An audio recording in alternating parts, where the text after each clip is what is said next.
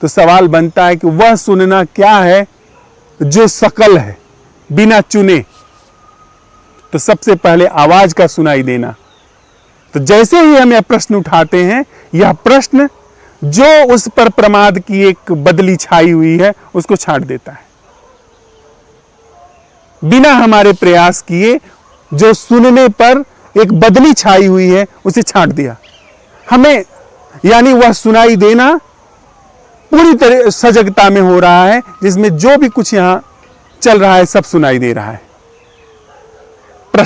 प्रश्न और भीतर प्रवेश करता है। हम जब यह प्रश्न उठाते हैं कि कैसे यह आवाज भाषा में रूपांतरित हो जाती है, वह सुनना का क्या है जो भाषा के, जो ध्वनि के भाषा में रूपांतरण को देखता है, को सुनता है। वहां पहले सब कुछ यांत्रिक रूप से हो रहा था, अब इस सवाल के साथ ही वहां पर उद्घाटन शुरू हो गया, वहां पर श्रवण शुरू हो गया जो बेहोशी में नहीं है। प्रश्न फिर भीतर प्रवेश कर रहा है, प्रश्न भी प्रवेश कर रहा है, शब्द छंट जा रहे हैं, प्रश्न छांट रहा है, भीतर की उन परतों को तोड़ रहा है जो पहले अब तक यांत्रिक रही हैं, अब तक कृत्रिम रही हैं। प्रश्न कहता है कि वह सुनना क्या है बिना बेहोशी के, अप्रमाद में, जहां पर भाषा अपने अर्थ को प्रकट कर रही है भीतर। और यह प्रश्न उस तल तक जागरण को लेके जाता है, हमें पता न चले लेकिन जागरण को उस तल तक लेकर के जा रहा है। अभी करके देखिए, जहां पर भाषा अपने अर्थ को प्रकट कर रही है, अपने आशय को, अपने अभिप्राय को प्रकट कर रही है। और फिर जब हम यह प्रश्न उठाते हैं कि वह सुनना क्या है जिसमें अपने प्रतिक्रियाएं भी सुनी जाती हैं, आवाज, भाषा, अर्थ और प्रतिक्रिया वह भी सुनी जा रही है। अर्थात फिर प्रश्न उठता है कि इस पूरी श्रवण की प्रक्रिया को बिना बेहोशी के सुनना क्या है। जब आप सवाल उठाते हैं, बिना बेहोशी के सुनना शुरू हो जाता है, क्योंकि इस प्रश्न ने वहां जो श्रवण पहले से है उस पर छाई हुई बदली को तोड़ दिया।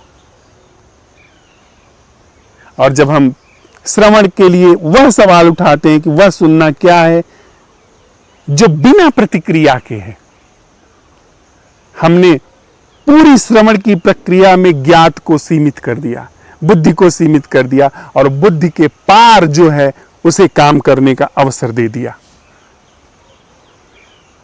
बुद्धि अपनी सीमा में बिल्कुल स्वस्थ रूप से, बिल्कुल पूर्णता से उपस्थित है, पर अनधिकृत अतिक्रमण नहीं कर रही है। वहां अपने आप हमने सीखते हुए जो बुद्धि के पार है, ऐसी अगर कोई चीज है तो उसे अवसर दे दिया। हमने न किसी चीज को स्वीकारा न नकारा। हमने तो यहां तक नहीं कहा कि बिना बेहोशी के आवाज का सुनना भी होता है। हमने बस सवाल उठाया कि क्या कोई ऐसा सुनना है जो बिना बेहोशी के आवाज को सुनता है, और पाया हां ऐसा है। बिना बेहोशी में जो आवाज है वो सुनी जाती है। हमने सवाल जैसे जैसे उठाए वैसे वैसे यह प्रश्न की कला हमारे भीतर प्रवेश कर गई।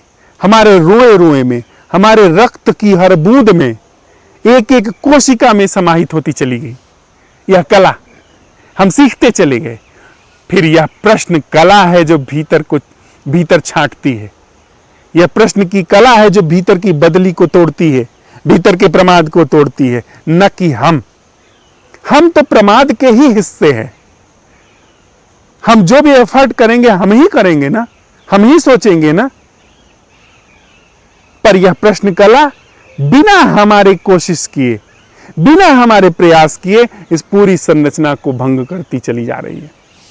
यदि हम साथ साथ चल के हुए सीखें, जो कि हम कर रहे हैं, तो आज की सांझ की बैठक में, इस बैठक में साथ साथ चलते हुए, और इस बैठक के बाद हमारे जो प्रश्नोत्तर हैं उसमें अपने भीतर और साथ में प्रश्न जो साझा करने के लिए है, जो अवलोकन करने के लिए है, वह है वह जीना प्रश्न, कहीं और नहीं, भीतर भीतर खोज हो रही है कि वह जीना क्या है मेरे भीतर जो लक्ष्य से मुक्त है।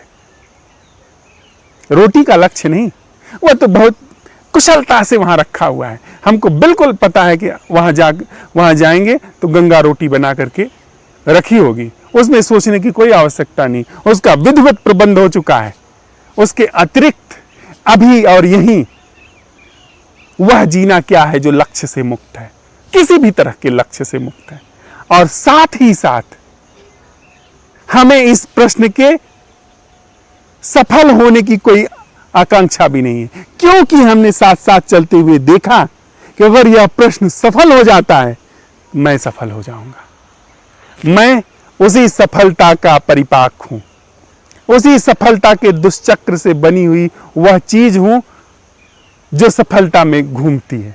तो जड़ मूल से अगर इस पूरे सफलता के दुष्चक्र को समाप्त करने की हम लोग कीमिया सीख रहे हैं, कला सीख रहे हैं, तो हम कभी भी इस प्रश्न में सफल नहीं होंगे।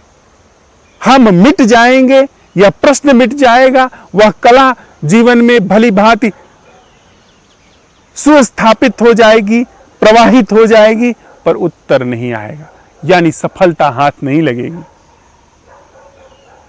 सफलता के ढंग से जो सफलता का दुष्चक्र है वह परिपूर्ण होता है। और अगर सफलता का दुष्चक्र हमने पहचानना शुरू कर दिया तो इस असंभव प्रश्न की कला से, जो कि कभी सफल नहीं होगी, यह सफलता का दुष्चक्र टूटेगा।